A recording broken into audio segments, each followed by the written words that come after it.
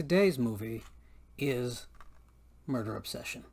Now, I know I just did a giallo in the last video, so I don't want you to think that that's all I plan on doing on this channel, but truth is, I just got a hold of a bunch of these movies from finally legitimate U.S. releases in a digital form. For years, we kind of had to struggle with either collecting the VHS, which were never in that great of a presentation to begin with, or simply going the bootleg route, which tended to get you complete versions, but even worse quality. Now, there are exceptions. There were some dealers that had some pretty amazing stuff, but in general, we were in pretty bad shape when it came to these movies for a really, really, really long time. So it's really great to see some decent presentations come out. And I know I could be talking about the Argento and Fulci titles, or the Martino titles, which are close to my heart, but I feel like those are covered a lot elsewhere, and I'm going to cover them myself in time, no question about it. So why not bring the spotlight out and shine it brightly on some smaller films that maybe you're not as familiar with, or maybe you've only heard of in passing and didn't want to really drop the money on without someone at least guiding you towards the films or giving you a recommendation or a warning. Now, Murder Obsession is grade A exploitation trash. And what I mean by that is it has all the exploitation elements that you're looking for in a giallo in absolute abundance.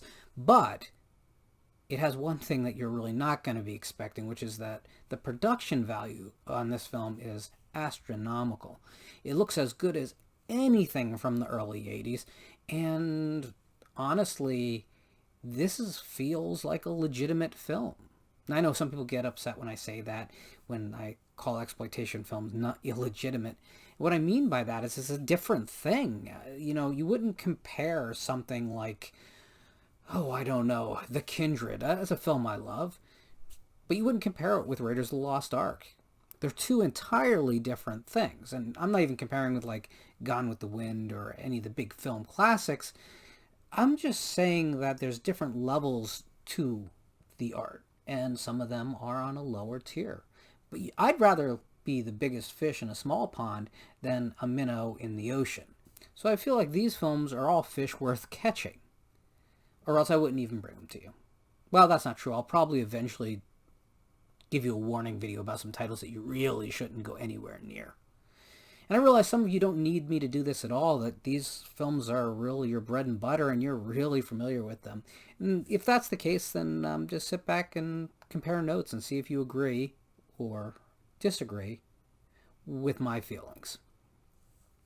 Now, Murder Obsession is really different than a lot of the giallos of the period.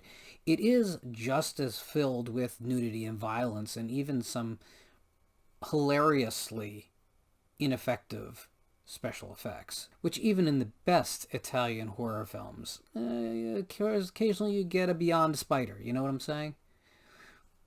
Murder Obsession tells a really convoluted soap opera story with a ton of gruesome imagery.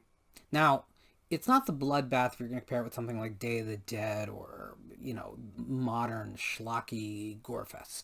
It's not that. What it is it's a murder mystery. The title kind of suggests that.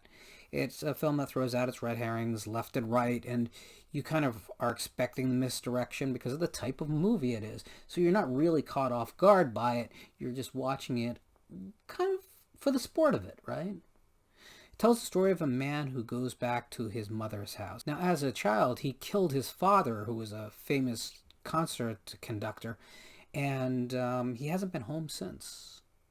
So he takes his girlfriend to his ancestral estate, where they reconnect with his mother and the hired help, which is a man who definitely seems to have either way more or way less going on than the normal person.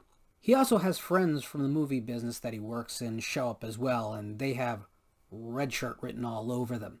But among them is Laura Gemser, who you will recognize from the Emmanuelle films. And yeah, she's in the film to do exactly what you think she is. She spends a lot of time not very clothed. But she has a lot of company there. Basically, the entire female cast all have their disrobed moments during this film. And it's tawdry, but it's weirdly also sort of classy, at least for this sort of thing. The film looks so good and the photography is so rich that you almost forget you're watching a schlocky foreign horror film. That's also going to be what turns some horror fans off, because the first hour, yes, the first full hour, is pretty slow. Now, I'm a guy who likes to live in a world before the action properly starts, so for me, it's not a big deal. In fact, I kind of prefer it this way. You may not, though. The first hour may bore your socks off, frankly. And that's okay. Keep watching, because the last 40 minutes or so are full of violence, twists and turns, strange, beautiful imagery. And did I mention really cheesy dream sequences? Because it's got them. But the film is smart. It's using those cheesy dream sequences intentionally.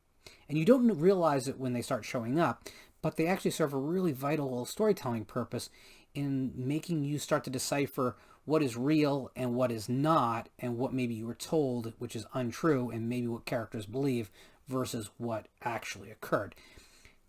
It's not completely successful as a concept. I'm not going to oversell it here, but at least they tried to do something with it. And if you like big rubber spiders and you like seeing the bats on ropes and you see the wires, you're going to love this movie. It's gothic in a modern sense, but it's never too rich for its own blood. All the dialogue is a little bit too poetic for this sort of film, but it's actually written better than you'd expect.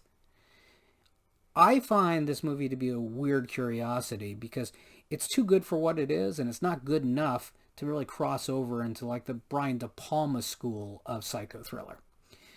Also worth noting is the sexuality this film has is truly uncomfortable. There are all kinds of uncomfortable moments to be enjoyed in this film if you enjoy that sort of thing. Oh yeah, did I mention that characters seem to inexplicably forget about being assaulted at an earlier scene? They might mention it in dialogue, a line or two later, but, you can almost be killed in a bathtub in this movie and barely mention it ever again. Giallos sort of have a reputation for being nonsensical, and that this film definitely would help feed that idea. But before you come down too hard on it, ask yourself, would you rather film feel like something, confuse you maybe, but at least give you a new experience, or would you rather something that feels like a television commercial? Something that has so little identity that immediately after walking out of a theater or pushing stop on your remote control, you completely forget about the experience, to the point whereas later, going through the streaming channel, you look at the thumbnail and say, have I watched that? I think I watched that. You won't have that problem with Murder Obsession. You will remember the film. Maybe for the wrong reasons. You might hate it. But it is, to me, essential cinema for the horror genre and well worth exploring. I hope you take a chance on this little film. It's a great time capsule of the early 80s in Italy when the best giallos were already in the rearview mirror, but the money was still in place to make a quality film. It wouldn't stay that way for more than a handful more years, so this is really at the tail end of one of the most exciting periods in global horror film history. The director, Riccardo Fredi, filmed the first Italian horror film of the Gothic period, I Vampiri, a film that, of course, he famously kind of abandoned and Mario Bava finished because Mario Bava was his AD. Regardless, this is Italian horror film royalty. And of course, having Laura Gemser in it brings exploitation royalty into the picture. To me, if you love exploitation horror, what are you doing by not already owning this thing?